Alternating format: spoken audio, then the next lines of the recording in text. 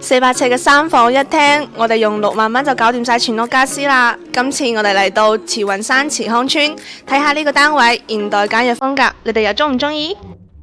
入門位比較窄，就做翻個半腰嘅鞋櫃仔，骨骨緻緻，方便整理全屋人嘅外出鞋。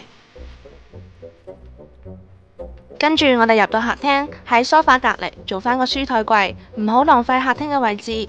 冇人嘅時候，自己一個喺度溫書，夠晒自在啦。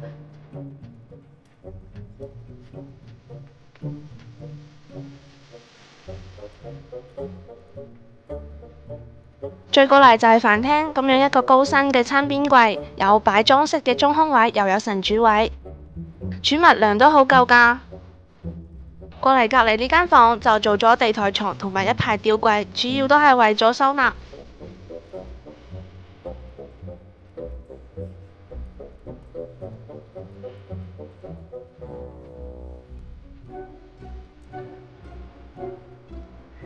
第二間房就擺咗碌架床啦，我哋都做咗啲開放格，用嚟擺嘢嘅。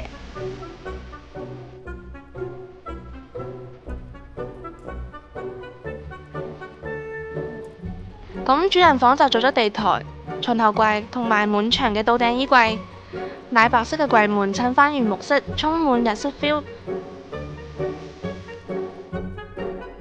以上就係3房1廳1廚嘅全部家私啦，用咗6萬蚊，你哋覺得抵唔抵呢？PM 話我哋知啦。